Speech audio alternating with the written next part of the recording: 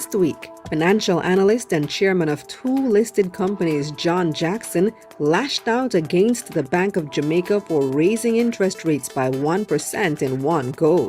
The 1% is ill-advised from the standpoint that the central bank should have been on the ball all along to make gradual adjustment. A 1% adjustment tells me that somebody slipped up badly.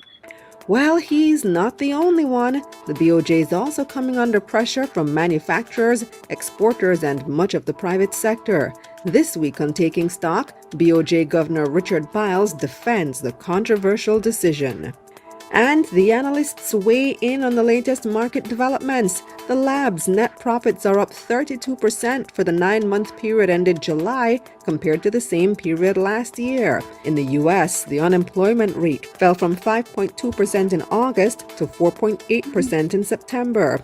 And 136 countries have agreed to set a minimum global tax rate of 15% on big companies to make it harder for them to avoid taxation. We'll discuss.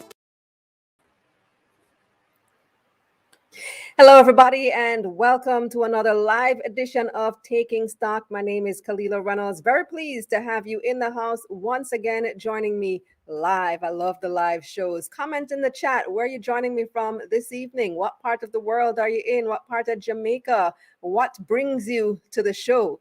What is causing your interest? No pun intended in this conversation today. So let me see where you guys are from. I know we have a little delay. Greetings to Richardo, the first person to comment in our chat.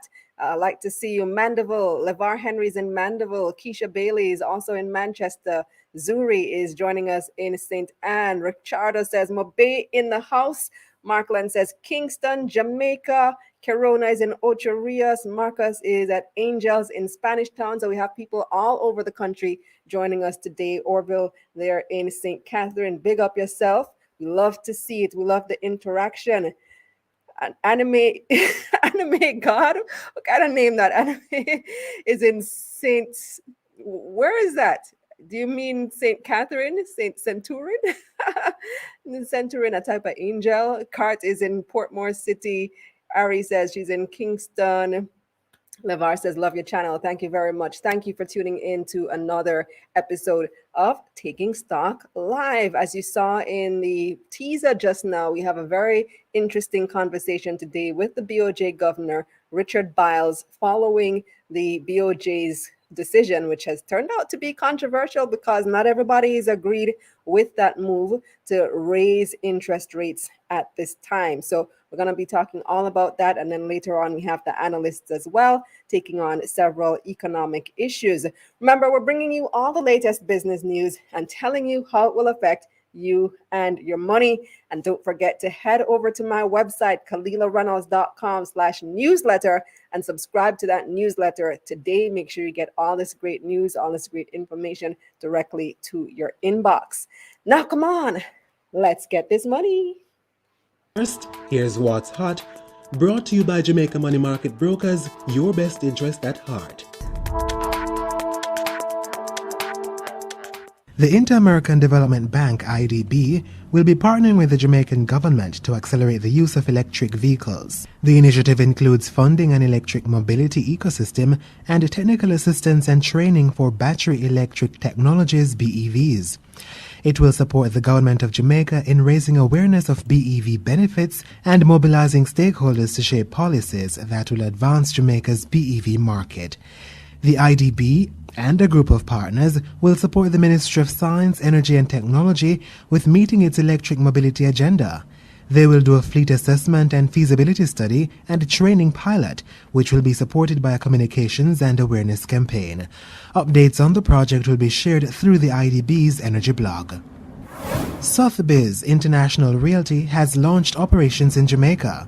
Sotheby's is a global leader in real estate franchising. They also provide real estate brokerage relocation and settlement. The Jamaica office brings its number in the Caribbean to 30. The Jamaican operation will be owned and operated by real estate giant Julian Dixon. According to Sotheby's, Dixon has broken records for the most units sold and highest gross commissionable income GCI in annual sales.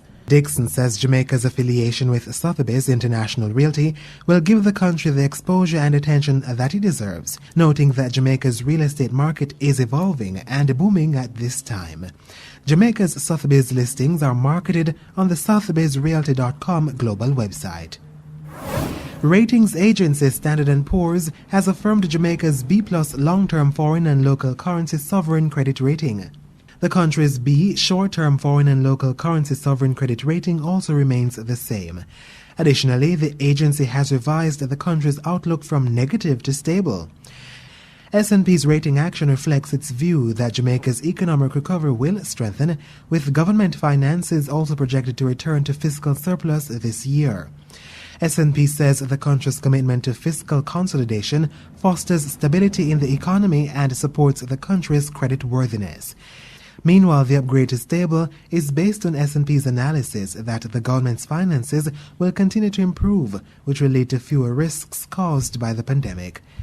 It's also based on the expectation that Jamaica's debt will resume its downward trend as it did before the pandemic.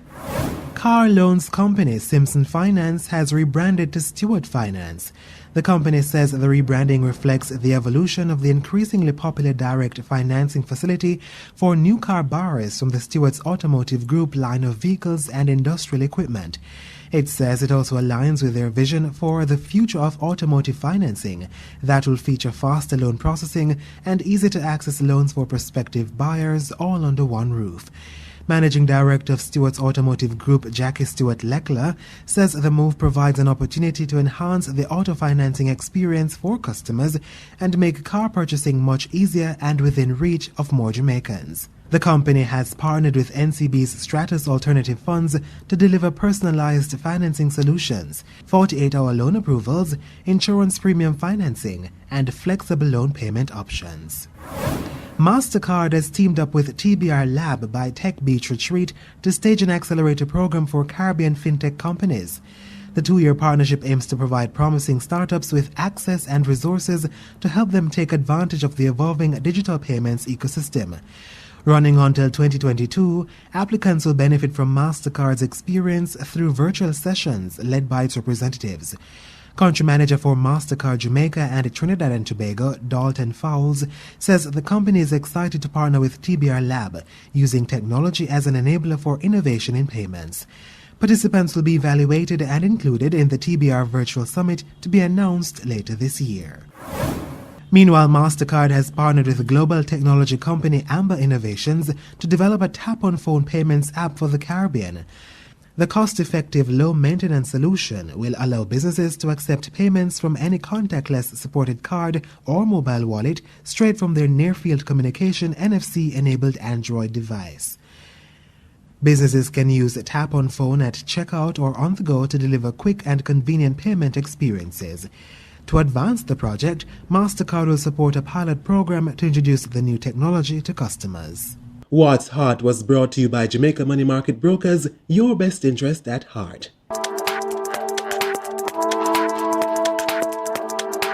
Hey money makers, you're not an official part of the family until you have your merch. Visit KalilaReynolds.com/store to order your t-shirt and your mask today.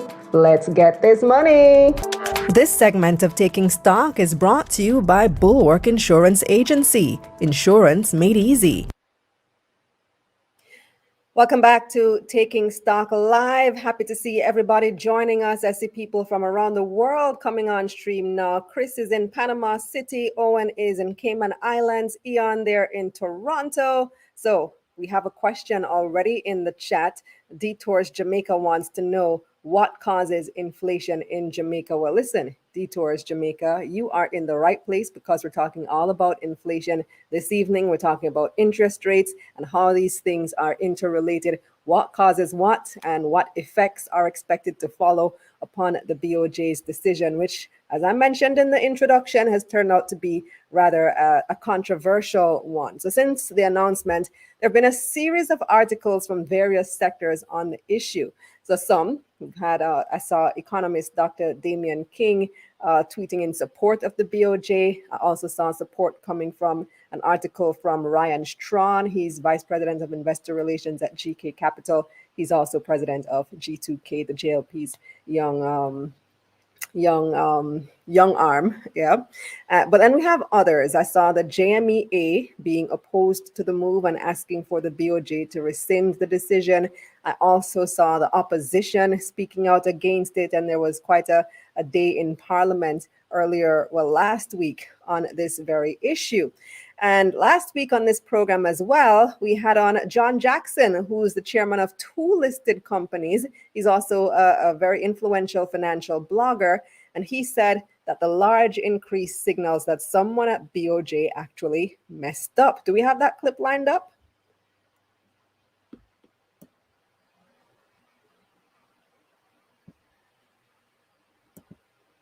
All right, we don't have the clip, but you may have saw it in the teaser just now. Anyway, so now we have the man of the hour, the man of the past week, perhaps the man of the past couple of years, been at the helm at the Bank of Jamaica, and that is Richard Byles. Good evening, Mr. Byles. Good evening, Governor. Hi, Kalila. Thank you for having me. Thank you for joining me once again. My pleasure to have you. My pleasure to be here.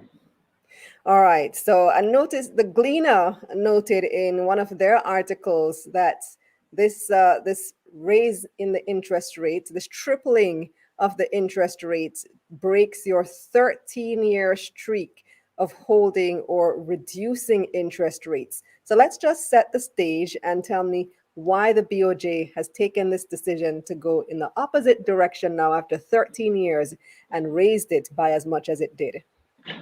Right. So, Kalila, we are the defenders of inflation in Jamaica. In other words, we are the defense of Jamaica against inflation. That is our mandate. And it has been reinforced recently with the bank becoming independent. It is the single greatest mandate that we have. So we've been watching the inflation month by month, and we noticed that in July, when we saw those numbers, that it looked as if inflation was going to breach the corridor of 4 to 6%, which is the corridor that we try to keep inflation within, and which we have done for probably the last 36 months with 1 or 2 exceptions. But what we didn't expect is the heavy rains in August and the effect that that had on agriculture. And it hastened inflation. In other words, it made it a little steeper, a little tougher, a little higher than we had expected it to unfold. And so we felt that making that change of 1% in our policy rate was appropriate, given that it went from 5.3% in July to 6.1% in 1 month. And it required a dramatic action on our part to set the stage to cool down inflation. All right. So you didn't anticipate the rains. I mean, nobody can predict when rains will come, even though it is hurricane season. So sometimes it happens. Right now, October again is another rainy season. But there have been stark criticisms of the decision. You would have seen John Jackson at the top of this program making the case that someone at the BOJ messed up, which is why you've taken that decision to raise it by or triple it. So from 0.5 to 1.5% in one go. What do you have to say to that? Did somebody at BOJ mess up? Why you had to make up ground all of a sudden? No, I thought I just explained that the inflation jumped from 5.3 to 6.1 in 1 month, and that was largely precipitated by the weather, which was quite unpredictable. But we also felt that we had to make a big statement, or a fairly big statement, that if we came out with a number that was too small, it might go unnoticed. And so the 1% kind of just fitted in there. Didn't, in our judgment, didn't have the risk of impacting growth too much. but made a statement so that people stood up and listened to what we're saying about inflation and the risks that it posed. All right, I've been listening to the arguments on both sides of this issue. And one argument, and let me just bring up the quote here from the opposition spokesman on finance, that would be Julian Robinson. And he has made the case. All right, here's his quote. All the analyses show that the inflationary pressures we're experiencing are driven by factors external to Jamaica, such as global supply chain issues, international commodity prices, etc. And he goes on to say, this is cost push inflation, not local demand induced inflation. So raising interest rates domestically is not going to assuage those inflationary pressures. So it doesn't make sense if you raise interest rates because it's the inflation is not being caused by any local issues. It's those shipping issues we've heard coming out of China and that type of thing. So does he have a point there? Well, remember, we didn't just raise interest rates by 1%. We also took a number of other measures. So in addition to the 1% raise in our policy rate, we also began to tighten Jamaican dollar liquidity. And what that does is reduce money supply and make it more difficult to supply loans in the financial sector.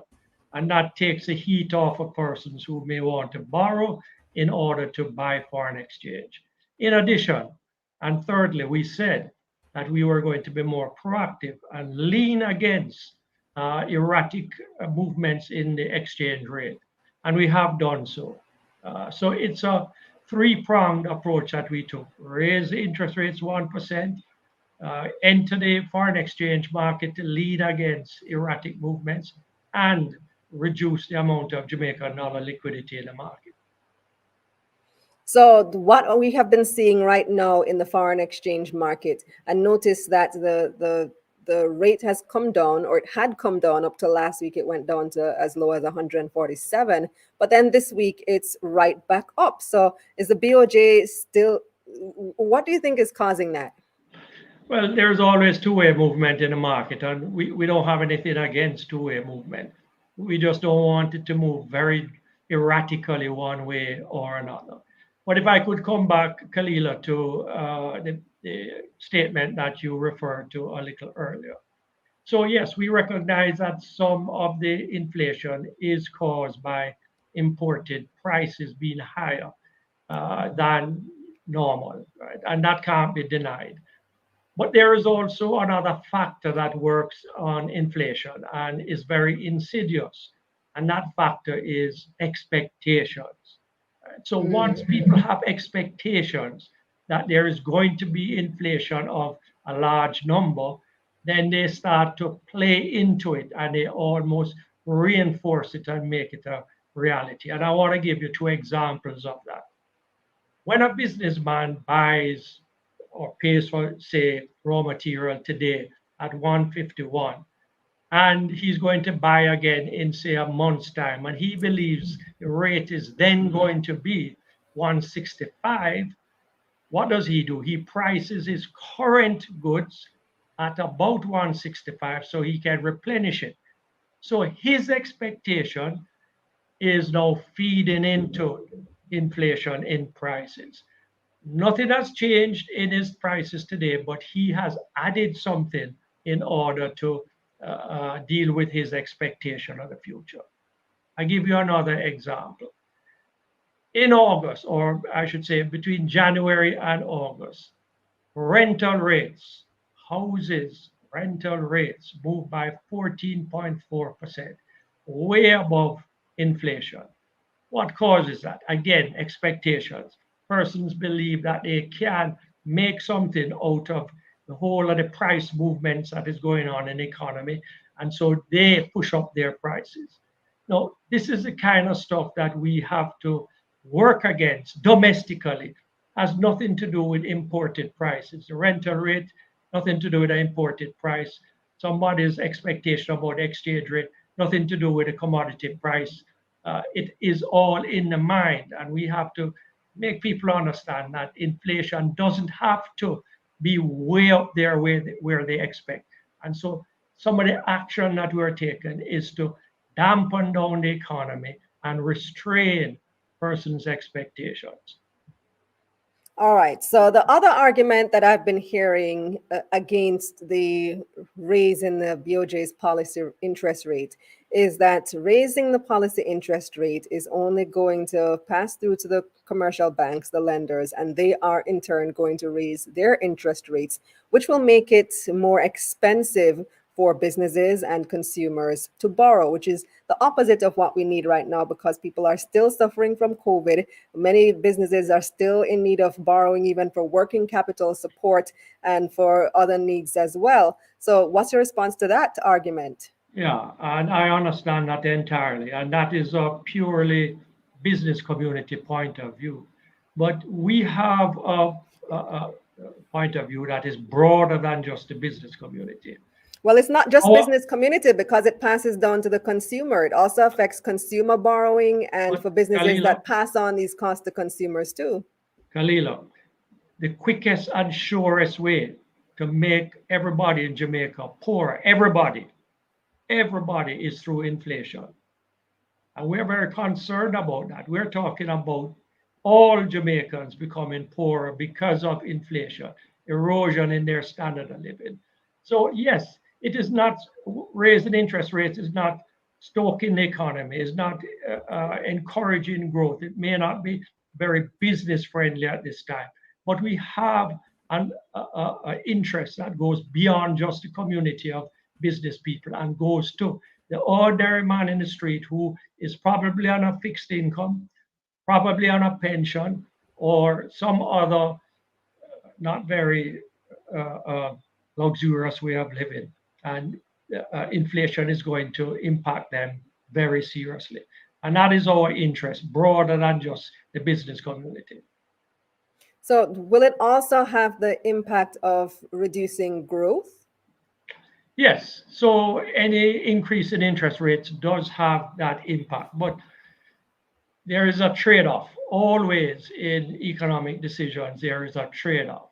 Our mandate, that is the mandate given to BOJ by the government, is to be managing inflation. In pursuing that mandate, sometimes we have to trade off against growth.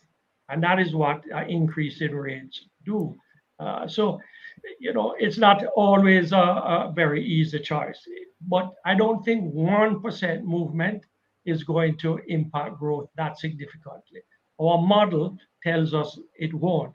And it also depends very much on how long we keep interest rates high.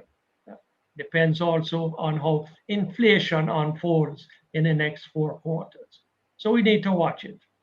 Yeah, well, history will determine whether you're right, and I'll wait to see what happens there. Speaking of interest rates, then you mentioned you see how long you will keep interest rates high, so to speak, because 1.5% historically is not that high, but it's high relative to where we're coming from over the past 2 years.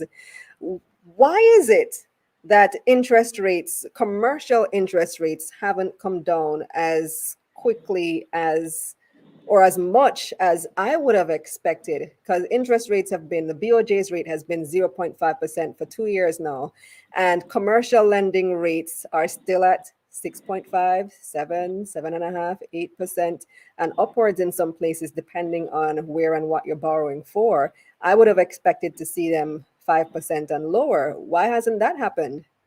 Well, that's a good question to put to the bankers, but I can say that they have costs, they have operating costs that have to be paid for in the margin. They also have, which includes taxes, but all the people that they employ, they have to leave reserves at the Bank of Jamaica, and that costs them also. So generally, the difference between what they may borrow from you and I when we put our money in the bank savings account or checking account, and what they lend at is based on costs that they have to incur, and of course a margin for profit. But they would best be able to unravel that for you. Well, as a former banker yourself, I thought you might have some perspective or some insight as to what they may As you be say, thinking. Kalila, former, For not that long ago, though. 2 years, yes. I'm a central banker today. You're a central banker today. Today. All right, let's take some questions from the chat. I see quite a number of questions coming in from our viewers. So let's see what our viewers want to know from you, Governor Byles. All right. Where is it? Okay. Blue Collar Finance wants to know, will we see a reduction in interest rates or probably in the inflation rate since the rain has stopped? You know, if I could just spend a minute to say, at 0.5%, with in an economy where inflation is generally between 4 and 6, that is a massive subsidy to growth, because what it says is that everybody who saves is getting a negative real interest rate, and that is to the benefit of people who borrow. So if it is at 1.5%, what it means is that the saver is getting a little less negative interest rate, or getting a better real interest rate. And you know, so there's a lot of room to play with interest rates if you have inflation running at 4 to 6%. But generally, the Bank of Jamaica is in support of growth, and to the extent that we can keep interest rates low and meet our mandate of inflation between 4 and 6, we will. So that's what our position is. Detours Jamaica says, I'm confused. The weather causes inflation in Jamaica? Yes, actually, agriculture has a big impact on inflation in Jamaica, because when you look on the food basket that the CPI is built on, agricultural produce is a major segment of it. And when those prices move, they can move quite dramatically. And so they impact inflation dramatically too. Right. So, like you're saying, rain influences agricultural production. Drought, Agricultural production hurricane, influences food prices. Right. yeah. And food prices impact the inflation rate because it's a big part of the basket that Statin uses to measure inflation. But then Michael says, we have had worse weather conditions and worse periods of drought that have affected agricultural production. So we're not buying that reason. Yeah, so it's not that agricultural prices alone cause inflation. It's just that it happened particularly steeply in 1 month of August. But it has been building. And of course, as everyone knows, international commodity prices have also risen. So it's not just the weather that caused it. And if the weather gets good by, say, January or February, the rates will come right down back. We hope they will start to recede. But we are sailing against quite a bit of inflation headwind in terms of commodity prices internationally, oil in particular, less so for the food prices. And most importantly, we have to fight against this expectation that inflation is going to be beyond the 6% and the exchange rate is going to be beyond a certain reasonable number, and therefore we can price higher than before. So Markland says the BOJ cannot control inflation. They can, to some extent, control the foreign exchange rate.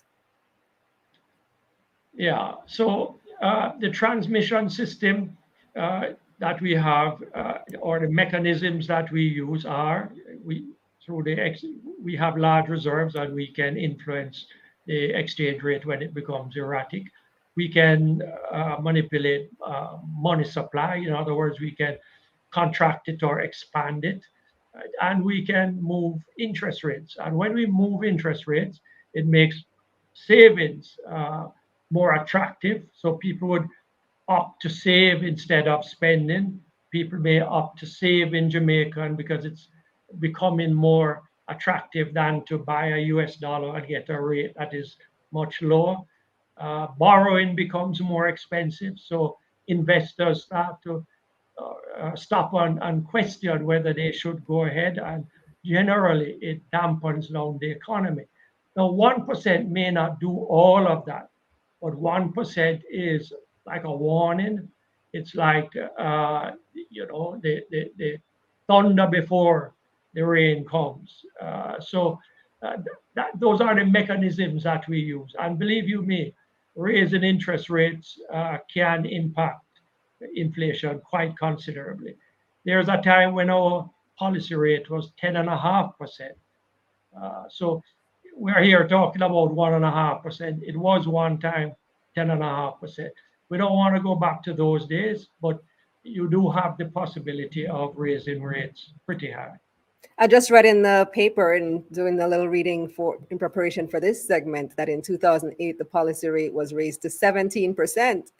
So okay, I only went back to 2010, so you're probably right. 2008, the year of the recession, it was at 14, I think 14.5, and the BOJ raised it to 17%. Like, wow, okay. So imagine what commercial lending rates were if the policy rate was that high. And that would totally choke off growth, totally choke off investments. So we have a very basic question here, and I love basic questions because it forces us to explain things in very simple terms. No question is a bad question. Tariq wants to know, when the BOJ raises interest rates, who is the interest paid to? Okay, so the interest rates that we're referring to are rates that we pay the banks on their deposits with us. So all the banks store or keep their cash, their free cash at the Bank of Jamaica. We pay interest on it. So the 0.5 that has gone to 1.5 is a rate that the banks would earn on it. So the banks, however, may have to start paying depositors more because you are looking on and saying, well, rates have gone up. I want to see my rate on the CD go up or my savings rate go up. So they may find that they have to raise rates also to keep your deposit or to attract further deposits. When their rates, interest rates that they pay depositors rise, then they have to raise also the rates that they lend at. So it's a kind of knock-on effect down the road. Mm-hmm. Yeah, understood. So yeah, that's something that we should continue monitoring, looking at what the commercial banks are doing. How are they raising their lending rates, and how are they raising rates to savers, if at all they raise them, because they ought to, as you have outlined just now. I want to thank you so much for joining me this evening, Governor Byles, and for answering those questions and clarifying some issues. Thank you, Khalila. It was my pleasure. Before you go, I have a little present for you as a gift for participating in the program. We have a present from Appleton Estate, and this is their 8-year reserve. So I hope you enjoy this with your family. Thank you very much, Khalila. I appreciate it. All right.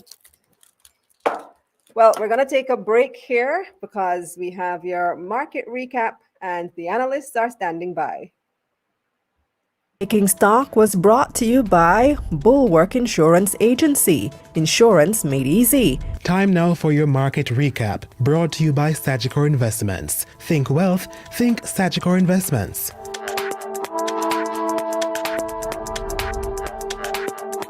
The Jamaica Stock Exchange declined, with the combined index losing more than 1%. 110 stocks traded across both the main and junior markets of the JSE for the week ending Friday, October 8, 2021. 46 advanced, 51 declined, and 13 stayed the same. 102 million shares changed hands on the Jamaican dollar market, totaling $832 million. Wigton Wind Farm ordinary shares traded the most, taking up 13% of market volume. The stock remained unchanged to open this new week at 49 cents. Jamaican Teas traded the second highest volume, with people buying nearly 10 million shares in the company. The stock lost 6 cents to open this new week at $4.16. And the Trans-Jamaican Highway rounded out the most traded, taking up nearly 9% of market volume. The stock lost 1 cent to open this week at $1.25. Now let's see who had the biggest gains. ISP Finance Services stock price rose 39% to close last week at $34.75. iCreate ordinary shares was the second biggest gainer. The stock price rose 36% to open this new week at $1.09. And rounding out our biggest gains, Caribbean Producers Jamaica, which went up 26% to open this week at $6.66. On the losing side now, Portland JSX was the biggest loser for the week, down nearly 23%. The stock closed last week at $6.95. Iron Rock Insurance Company was second on the list. Its stock price fell nearly 20% last week. The stock opens this new week at $3.30.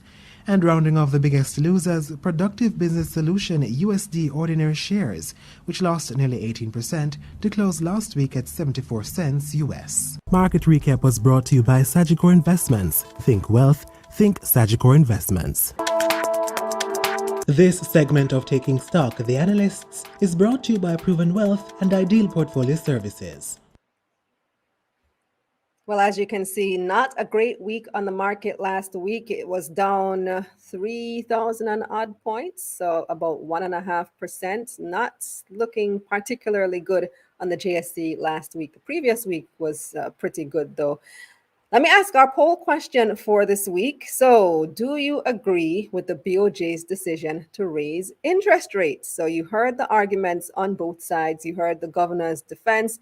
What do you think? Do you agree with the BOJ's decision to raise interest rates? You can drop your comments in the chat and also take our poll on the community tab of this channel, of my YouTube channel. There's a community section where you can comment on our various poll questions and take those polls. The results I always put in the newsletter on Sunday so you can see what the majority of people voted. All right, I want to take a couple of comments as well before we introduce the analysts. A lot of people have been speaking in the chat. I see a lot of comments coming in, and people have been asking about the impact of inflation and food prices. There was one in particular that I wanted to get to. Let me see if I can find it again. And all right, so people were talking about the foreign inflation or the foreign influences on the inflation rate. So you have the shipping costs, which we've talked about, and those seem to only be going up as well. Although I did see an article that the shipping costs are finally coming down, I guess because the shipping for the Christmas period has slowed. Not manufacturers, importers tend to order their goods from August, September, so that they can get here from China in time for Christmas. So they're already stocking up their stores. And I saw an article somewhere online that those costs are already coming down. But the question was about whether the BOJ was pandering to foreign inflation as opposed to local inflation, because people are saying that, well, foreign inflation is, or foreign causes, foreign influences are the factors that are causing inflation here in Jamaica. And that is true to some extent, but there are also some locally caused or local reasons for inflation rising. So you would have heard the governor mention agriculture prices due to the rains that we saw in August, the passage of those tropical storms. So food prices have gone up. And then also rental prices, he also mentioned, have gone up. So rental and real estate sector, those have gone up. And those are two very important and heavily weighted issues locally that have been causing an increase in inflation. So there is some issue with local demand, at least there. Anyway, let's get to the analyst. Let me introduce our team for this week. I'm joined by wealth advisor at Ideal Portfolio Services, Dwayne Taylor, assistant manager of private equity at Proven Management, Julian Morrison, and research and strategy analyst at Sagicor Investments, Jodianne Aris. Hello, team. Hey, Kalila. And welcome back to the show. I need to notify everybody that Jodianne is having a delay issue. So we might have to just work with her on this issue with the delay that we're having. I don't know if it's the internet or is the platform or what's going on. But ladies and gentlemen, we've been talking a lot in the chat. People have been talking about these foreign issues and the foreign causes of inflation. So there's a lot going on globally, and I want to start there. Let's start with you, Jodianne. We're looking at the jobs numbers in the United States. They added 194,000 jobs in September. And for them, that's a disappointing number because the Delta variant of the coronavirus is continuing to drag on the economy. So tell me what's going on in the US and what impact that is having. Hi everyone. Right. So pretty much in the US, as you know, I mean their markets are a little bit more reactive to, news. And so it would have had some impact in terms of their markets, in terms of the equity market. So what we noted is that even though unemployment was down to 4.8% from 5.2%, it was a disappointment because the expectation of job gains was about 500,000 and it was only 194,000 as you mentioned. So even though we saw gains in some areas of the economy in the US, there was still overall the expectation that they wanted when you looked at, employed job additions, it was not as great as they thought it would be. And so that would have some impact in terms of, investors looking on to what it is saying that the Federal Reserve would do, which would be the central bank in the US. And so, as we're seeing, economics can be so much fun. It has expectation based on also the mandate of the Fed. So the Fed mandate is for full employment as well as to keep inflation at about 2%. And so if it is that job gains are very low, then that would then put probably some strain on the Fed to say, all right, then what monetary policy action are we going to need to take in order to make sure that we are getting, full employment? And if it is that, they were to increase rates, and so that was one of the considerations, then it would have some impact on equities. So I noticed in your comment, somebody was asking, what does inflation mean for their personal investment policies? And so, that's one of the way that it will roll through the economy. So if it is that rates are higher, if it is that you think of a company is going to then, want to borrow funds to do some expansion, it means that relative to last year, they're now borrowing at higher rates. And so that means that it is lower, that line item there for interest expense is now going to be higher. So that's going to impact profits. And so, that's one of the ways in which, when there's a rise in interest rates, that it has some amount of impact. And there's generally an anticipation of, persons moving away from the equities market when there are those high rates. So it's not, as the governor had pointed out, the lower rates really support and push growth. And so if you have growth in the economy that's coming from businesses growing, and that's what you're really seeing in the US economy, that things, even though there are rising salaries, or there are increases for payments for persons, persons are still not going up and taking up the jobs. And one of the areas that actually had a dip was education. And I think part of that they're pointing to, there's a vaccine mandate within schools for teachers. So normally you'd anticipate that a September month you'd see teachers going out and you'd see an uptick in that sector, but there actually was not an uptick. And that really stemmed from a lot of the vaccination mandates. And teachers are saying, no, we're not necessarily taking the vaccine and taking up these jobs. And so it is quite a bit of time to watch. And in addition, there was also today where the World Bank came up with their projections for global growth, and it was just a slight revision downwards.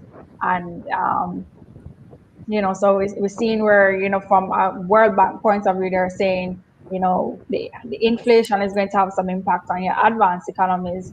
And, that is part of why it is that they're revising growth downwards. And so also that would then factor into, expectations for equities. So if it is that, we're not expecting to see as great a growth as we had initially planned, then we are probably going to say that these companies are not going to do as well. So it is a very interesting time for, the budding economists and those who are practicing to see, how it is that everything translates and all of these things connect and impact market activity. It's a great time to be a student right now, because what better teacher than history being made as we speak, indeed. 2 points before we move on. So, one, I noticed the rhetoric around vaccine mandate is being stepped up considerably, and it sounds like we are moving in that direction. I heard comments recently from the Prime Minister, and there's been just a lot of discussion and more intensely. So it seems that we may very well end up with a vaccine mandate against the wishes of the majority, but I have given my position on it. I support a vaccine mandate. I think it's the only way we will get back to full capacity and just get back on track and get back with our lives, get back with our business, and so on and so forth. The second thing I wanted to say, based on your comments, Jodianne, was part of a discussion we had with the analysts. Well, we've been having this discussion about how inflation impacts interest rates. And so, based on what the BOJ governor has said, based on what you have said, I just want to point out to our viewers, monitor any instruments that you have. It could be a loan, it could be investments, anything that you have that has a variable rate, because those rates are likely going up. If you have preference shares and it's a variable rate preference share, then the interest rate on that may be going up as a result of the BOJ's decision. If you have a loan that has a variable rate, those interest rates on that loan may be going up. So monitor what is going on at your institution and with the instruments that you are invested in right now, whether it's a borrowing instrument, a savings instrument, investment, CDs, whatever. Just keep an eye out for the impact that this is going to have on your portfolio on both sides, borrowing and savings/investment. Let's look at another international story. And we've spoken about this on this program as well. And this is the issue of that global tax, the minimum global corporate tax for big companies. And the development in the past week is that a group of 136 countries have now set that minimum rate at 15%, or they've agreed that they want to tax big companies at least 15%. And this will make it harder for them to avoid taxation in a landmark deal that even US President Joe Biden said would level the playing field. So, Dwayne, what impact is this likely to have if it indeed comes to fruition, especially in a country like the United States? Right, Kalila. Good night, everyone. Thanks for having me again. So this global tax rate, well, the position that these countries have is that they believe, as you rightfully said, the sentiment of the Joe Biden, President Joe Biden, and other players is that the playing field isn't level. A lot of the multinational companies, the big companies, in particular the big tech companies, are benefiting from positioning establishing other companies in countries that have favorable corporate tax rates and benefiting from essentially paying less tax. Now, that will have it's such a multi-layered thing because you have to think of it from the stance of the countries that do offer the more favorable tax rate. So, for example, this was being pushed back by about three main countries, that being Ireland, Estonia, and Hungary. Ireland, in particular, maintains a corporate tax rate of 12.5. And because of maintaining that position, they've been able to bring in over 700 different international, well, US companies in particular, and that has created a lot of jobs for them because of that favorable corporate tax rate. Now, obviously, looking at it from the US point of view, they look at it as, well, we're not benefiting fully from taxing all the revenue that these big tech companies or these big multinational companies are making. And this has been a sentiment that has been echoed over the past 4 decades. So it's been a long time in the making. But Ireland and Estonia and Hungary have actually, conceded. They've dropped their opposition towards, maintaining a lower corporate tax rate and have accepted this 15% corporate tax rate. Now, in terms of what that might mean for the multinationals, and I'll get to us as consumers, of course, but for the multinational entities, yes, they will have to pay more taxes. But the truth of it is, if I'm a big company and I have to pay a bit more in taxes, I may translate that additional cost onto my consumers. And naturally, when we think of, just to name some of them that we actively use, like Amazon, where persons go on and they buy things, every single day, that's not something that's necessarily going to be replaced. So that service is still very much essential to a lot of consumers, and they will more or less foot that additional cost. What does that mean for us as consumers? We're going to be paying more, and we Price might gone up. exactly. And I think Oh from boy. from the beginning of the discussion, we've just been talking about consumers' ability to purchase things, and it essentially weakening because of these different things like inflation, and now this discussion of the global a tax reform, so to speak. And obviously for developing countries, it would pose an issue. Now, the fine-tuned details of the So tax. before you continue, Oh. Dwayne, it's a trade-off, just like Governor Byles was saying. So on the one hand, your governments get increased tax revenue to fund things like roads and pay nurses and give police a raise, maybe, who knows. But then on the other hand, we also have to pay. So increased taxes don't just come out of the air. Increased taxes come from companies, and who funds companies? The customers do. So it comes from us when it really boils down to it. So what do you want? More taxes or more service? Or wait, how you go? More more taxes or fewer services from the government? Which one do you choose? Exactly. That, that's really the dilemma that we find ourselves in. I mean, President Biden spoke very strongly on the issue, saying that yes, it will level the playing field, and it will also give back to the middle class, because he's a major advocate for the middle class and just the citizens of America in general, that are using the services of these big companies. But the reality is, like any other company, they will pivot, especially with obviously in the time that we're living in, COVID. We've learned that companies don't just stay in the same situation. If it is that they're faced with an obstacle, they're going to pivot.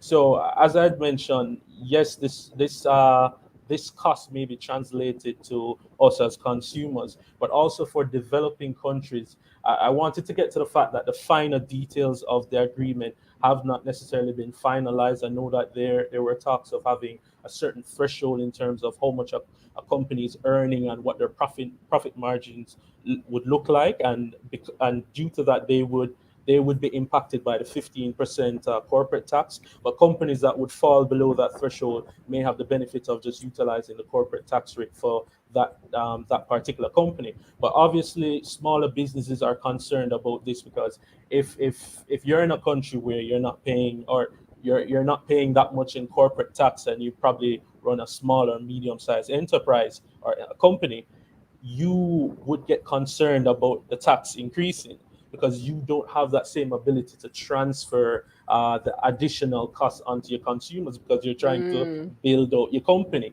Exactly. So naturally, we're it's a developing thing.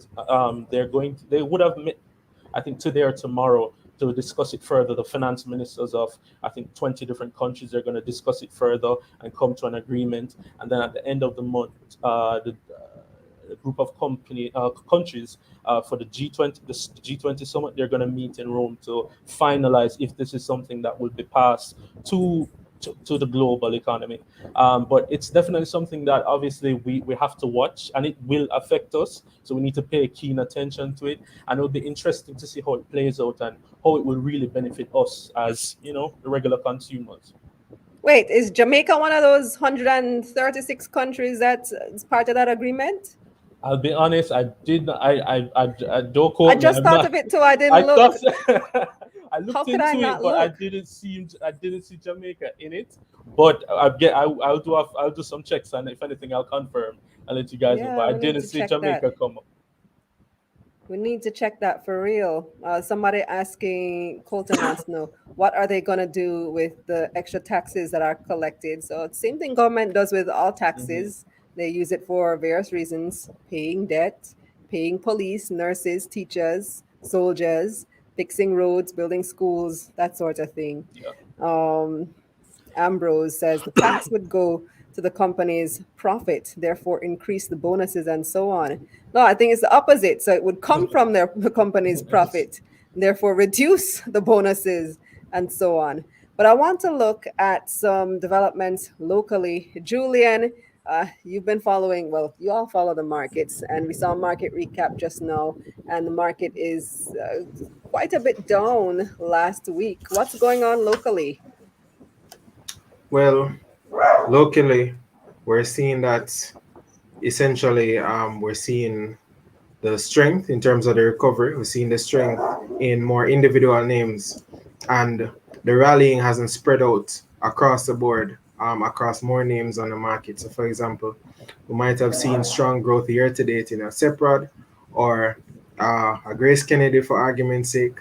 But from a year to date perspective, we haven't seen a lot of upswing in some of the large cap stocks like the Wigton or the Transjam or some of the large financial institutions like the NCB and the Scotia, for example, compared to the other names. So because the large cap players haven't rallied or picked up as yet from a year-to-date perspective, that will cause a drag on the index. And that has a lot to do with the outlook. Right now, persons have really looked at how these developments have been taking place against a backdrop of inflation. We've been discussing inflation all along. We just spoke about the rate hike, and people are trying to weigh the impact on these large cap entities that essentially have a major impact on the private sector in our economy. So really and truly, where the market is now is largely reflective of investor sentiment and the broader outlook.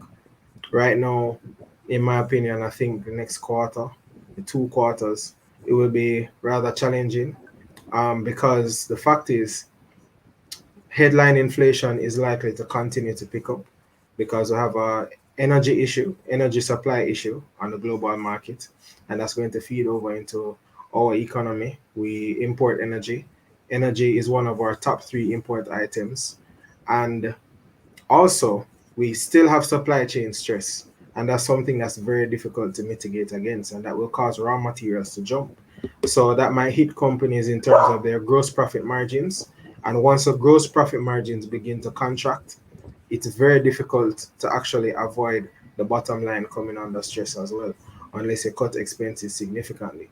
So all of these things are playing into investor segmentation, expectation, sorry, and the different segments that play into growth in terms of who exports more, who imports more, and so on. So it's really a mixed bag, and investors should really look at choosing the right names, because it's not enough to just dump funds into the market. It's really about being sensible about choosing the right names and doing the homework and the legwork to see the returns. Yeah, you made a great point about the big stocks still haven't recovered. So we look at that NCB, and I just looked up NCB price today. It's at 125. I didn't expect that. A couple weeks ago, it was at 140. Pre-COVID, it was at 210, and even more than that. So NCB being at 125 is like, wow, that really would continue to cause a drag. But we see some results are out. The lab has posted their results. What are the highlights there, Julian? Okay, so the lab, they saw earnings growth of roughly 32% year over year as of their 9 months for this financial year, and they're at 142.18 million. So the fact is, core revenues drove this result. From an annualized perspective, this would be 198.52 versus an actual result in 2020 of 127.08. So that means that they're way ahead of where they would be in terms of the whole financial year and tracking where they would be hypothetically. So the outlook is very strong from an earnings perspective. That's now, great. We're talking about revenues. So the revenues are up 37.3% year over year, which is 942 million, almost $1 billion. And the driver is coming from the lion's share of their revenues in terms of seeing the most growth. It's matched to the area that contributes the largest amount of revenue. So that's great. That's up 39% year over year. Production is up 62% year over year, while agency revenues remain flat. So the fact is, the business has seen the most growth numerically in its largest area in terms of revenues. So that shows that management is focusing on what counts. Now, if the revenue is to be annualized, right, where they would be or where we expect them to be for the financial year, we expect them to be about 1.26 billion for financial year 2021, compared to an actual result of 911.7 million for the full year 2020. So it means that they are on track, right, to beat both revenue expectations and earnings expectations, which is great. Now, in terms of their cost of revenues, right? So this would be the cost of their inputs, right in line with our inflation argument. That is up 43% year over year, which is significant, right? So the business has to be able to manage its gross profit margins They have been able to do that clearly because not just revenues have grown significantly, but earnings have grown significantly despite this sharp rise in cost of operating revenue. So it means that management is being very agile and they have been able to maintain their margins somewhat. Now, in terms of cash flows, very important. Operating cash flows are up 34% year over year to 154.98 million.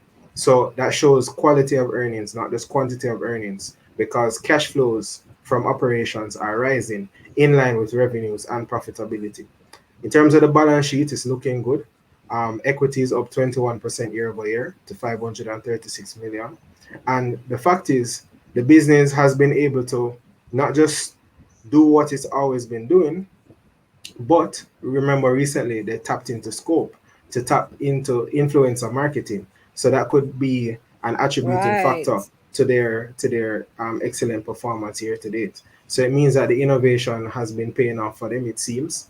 In terms of the stock itself, the close price is $3.51, but that translates to a PE or price to earnings ratio of 58.5 times, which is quite rich. Now, in terms of the stock, it's been up 14.69% year to date. It's down 14% from the 52-week high. However, in terms of the 200-day moving average, it's up 18%. So it means that the stock has been, it's down from 52-week high, but it has been creeping up over the last 200 days. But in terms of where the price is, it's a bit rich. The return on equity is 36%, which is much higher than most junior market companies. But the fact is, in terms of the PE and what is fair compared to its growth trajectory and its junior market peers, I mean, you'd pay maybe about $1.50 max, thinking about where the company is now in terms of earnings. And right now, it's at $3.41, which is a far cry from $1.50. So investors shouldn't just look at the nominal price and say, boy, $3 cheap. I mean, $3 can't buy nothing, blah, blah, blah. That's estimate money. The fact is, we have to look at price relative to earnings. And from that standpoint, the stock is a bit expensive. And investors who already have the stock, they will have to wait until the earnings catches up with the price. So they have to extend their time horizon. All right. Thank you, Julian. So just before we go, though, I want to touch on one other development recently. So there was a fire at Facey Commodity owned by Seprod. And so we see where that has impacted or appears to have impacted the stock price. So look at what happened here with Seprod stock price. It is all the way down here, $57.85. Earlier this month, it was at $66.83. So we've seen a steep decline. Jody Ann, can you give us the update as to what's happening with Seprod? Okay, so Seprod, just to say, is generally a strong company. Part of what has been impacting them would have been supply chain disruptions, and so that would have had a big hang in terms of the last two quarterly results that we'd have seen. So because they are facing higher costs and they're opting to not pass on those to investors or to pass on those to consumers, what we're seeing is that, they have been having a little bit of dip in terms of profits, and as such, we would have seen gradually a reduction in the price. And so it was probably a support point of around 60, 61. On Saturday, Sunday, I think somewhere on the weekend, there was actually a fire, as you mentioned, at one of the main warehouses. And as such, markets would have responded to, whatever impact they perceived that could have had. And then we saw a further dip in the stock price from, low 60s to high 50s. And I think that those are the two main factors that would have impacted in terms of the price moving from that 66 high that you would have seen at the start of the month down to 57 as of today. Right. Well, thank you for that update, Jody Ann. Thank you for joining me, Dwayne, Julian. Always appreciated. All right. Take care. Kalila. Stay with us, everybody. I'm going to take some of your comments. We'll have a quick little chat when we come back from this very, very, very quick break. Segment of Taking Stock, the Analysts, was brought to you by Proven Wealth and Ideal Portfolio Services. All right, so I told you it was quick, right? To pick up to our sponsors, Ideal and Proven in the analyst segment, as well as our previous sponsors in the other segment, Bulwark Insurance Agency, and of course, Appleton Estates, got my little drink right here. So in response to our discussion on the lab, Garvin G says, wow, the lab is overpriced at that PE. And then Yannick has a different perspective. The lab is a 20x bag. What that mean? Do I not understand the lingo? 20x bag of cheap? I'm not quite sure what exactly that's saying here. Now, Alton says, I respect Julian's in-depth analysis of the equities market. He really puts into perspective the company's performance with respect to PE ratios and company growth. Good job. Yes, indeed. Julian always comes with the numbers, does his research from various angles. So we do appreciate that. There have been a lot of comments as well about the issues regarding the taxation, the international or the global minimum business tax that appears to be coming. Detours Jamaica says, how much more taxes can the people of Jamaica withstand? Raquel Francis agreeing, no, we can't take no more. We just got hit by an NIS increase with no salary increase to aid these taxes. And then Michael says gas prices have skyrocketed over the past 7 months locally, despite being relatively stable in New York. I thought that Minister Clark can do much better to cushion the impact. So I don't know what gas prices are doing in New York, but oil prices, which is what our local gas prices are based on because we import oil and refine it here. We don't import refined gasoline. Oil prices have been trending up over the past few months. Let me see what other comments we have here. So Ian saying, yeah, the US produces oil, Jamaica doesn't exactly. That's one point. And then Ricardo, I do agree. At times, I wonder what are our policymakers doing to help our people have a better way of life. Trust me, I would not want to be in any policymaker's shoes right now during COVID time, one of the worst periods in history. And that's not me being necessarily sympathetic to a political party. That's just a reality. I don't want to have to be the one to make these tough decisions. It's a tough one. All right. Michael wants to know what percentage of oil does the US produce? You mean in terms of globally or in terms of for their own market? Because that would make a difference into what you're looking to know.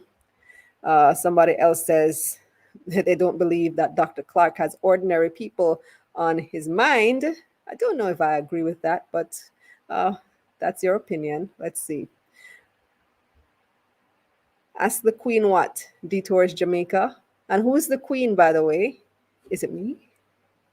I don't mind being a queen. Monique wants to know, this is a great question, wondering about what will happen come Christmas with supply chain issues. So like I said, I've been monitoring that.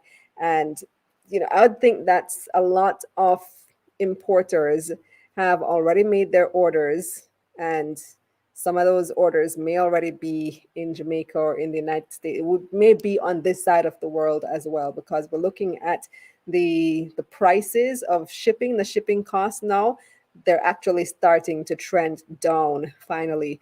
Not down as to the extent that they were last year in the $2,500, $3,000 range, but at least down from $25,000 where they have been for the past couple of months, and down maybe back to 20,000 and less. So coming down, relatively speaking, still way too high. But let's see indeed if we're going to have any shortages. So if you have people who are importing stuff here in Jamaica for Christmas and they're facing this heavy competition for bringing stuff in or for shipping in China, there may be people or businesses who opt not to pay those costs, or they may not be able to get shipping at all, which means that there would be fewer items imported for the Christmas season, which increases the demand, or it reduces the supply of things available for Christmas, and therefore increases the demand on the small supply that does make it here from the Middle East. And you know what impact that has. Raises prices.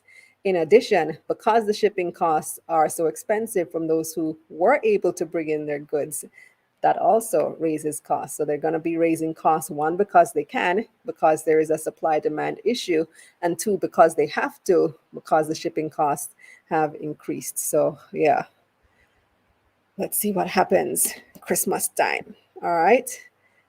And you did say financial queen, Mrs. Reynolds. Should get a crown next time. Random question here. Do you have to pay for your remainder of vaccine doses? Does who have to pay? The government have to pay for the rest? I don't understand what the question is. Do we have to pay to take our second dose? No, it is free. Does the government have to pay?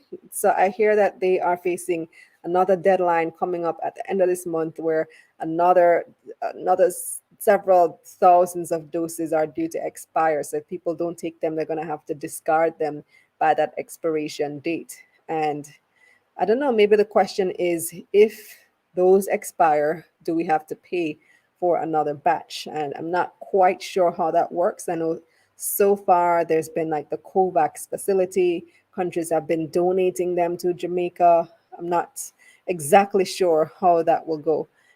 In response to the concerns raised about, or the criticisms of Dr. Clark, I see Ian says Dr. Clark just announced a trailer load of goodies in Parliament. So there's that.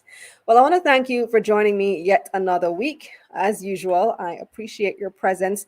Check out my other shows this week. Tomorrow evening, we have Money Moves JA, brought to you by Exim Bank's Business Advisory Service. And we're taking a look at, this is a timely topic, what to do if you default on a loan. Yeah, very timely topic, especially since we've had this discussion about interest rates going up. So if you end up in the unfortunate position that you're unable to service your loan, what can you do? What are your legal options?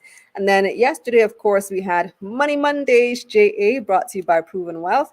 And we were looking at the issue of financial crimes and what banks are doing regarding that. So thank you once again for joining me this week. Don't forget to subscribe to the newsletter at KalilaReynolds.com/newsletter, to share this video with a friend. Like the video, everybody, please. Just drop a like right there. You can drop a comment in the comment section as well. But liking the video tells YouTube that you like the video and that YouTube should show it to more people. So if you support this program, just like the video for me, please. Thanks again for watching. Subscribe to the channel. Also share with a friend. The newsletter, like I said, and turn on those post notifications so that you can be the first to see all of the other features, because we want to help people learn more about money so we can all get this money together. So we're not saving this information for ourselves. We can't be mean with the information. And also visit the website KalilaReynolds.com, where you can get the information however you like it. You can watch